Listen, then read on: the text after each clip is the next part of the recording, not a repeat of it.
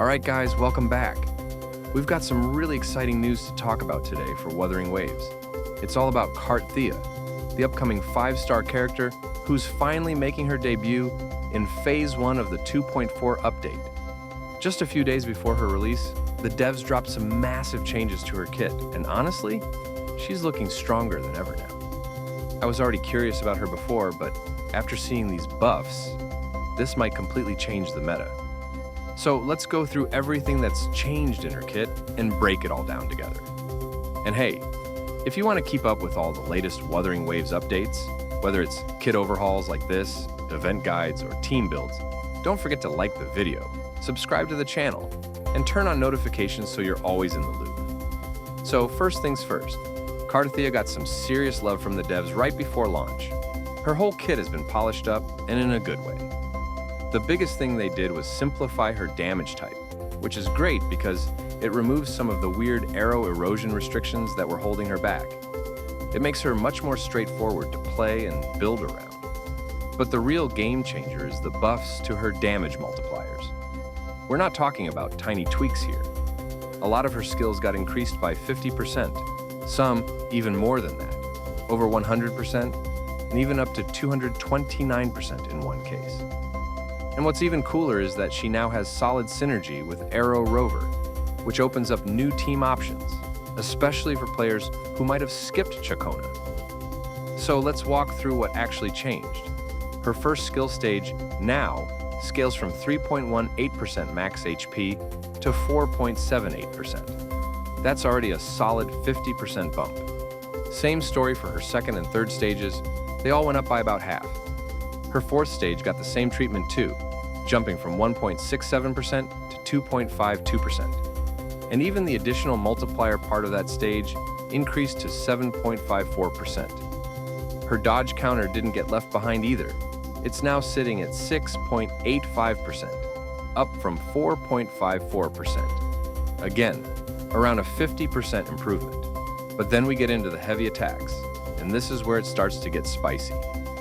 The numbers there jumped by as much as 65 to 70%, going from 1.26% to 2.08% and 3.78% to 6.24%. That's a huge increase for her burst potential. Mid-air and plunging attacks got some attention too. Most of those saw smaller buffs, like 10 to 28%, but the third mid-air combo, that one is just crazy. It jumped from 3.43% all the way to 11.29%. That's a 229% boost. It's probably going to be one of the highest sources of damage in her rotation now. And then there's her main skill. What used to do 3.18% now does 6.89%. That's a massive jump. Over 100% more damage on her core skill. Her Sword Tide Trace and Call for Freedom abilities also saw some pretty strong buffs, landing in the 40 to 70% increase range. All in all, her entire kit just got a full power-up, every piece of it. Nothing was left untouched. But what makes this even more exciting is how accessible she is now. With the erosion restrictions reduced and that new synergy with Arrow Rover, you don't necessarily need Chacona anymore to make her shine. That's really big for players who were trying to budget their pulls between banners. Now, while we're here, let's quickly talk about LUPA, because she also got some changes to her kit. One of the more noticeable updates is to her resonance skill. Before, it just said marked targets took 50% more damage.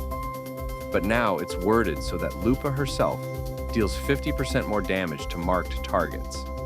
That sounds like a subtle change, but it gives her more individual power rather than relying on other characters. Her Pack Hunt passive also got tweaked. It still gives her that 6% attack boost, but the fusion damage bonus has changed. Instead of just giving a flat 20% bonus, it now gives 10%, but it stacks. If you've got other fusion characters in your squad, you can stack it up to 3 times. That means if you're running her with a full fusion team like Chun-Li and Brandt, she's going to scale up even harder. And finally, her S3, Nowhere to Run, got a huge upgrade too. The damage got doubled, and you no longer need 3 fusion characters on the team to to unlock its full effect. Plus, when she uses her Resonance Liberation, it now lets the team ignore 50% fusion resistance for 45 seconds. That's a long window of high damage potential. It's a strong buff for sure, though keep in mind it's her S3, so it's going to be more costly. If you're planning to pull for her, just getting S1 might be enough unless you're going all in. And that's everything. Those are all the final kit changes we're getting in version 2.4 for both CARTETHYIA and LUPA. The update is just around the corner. It drops on June 12th. Be ready and please subscribe. Thanks for watching.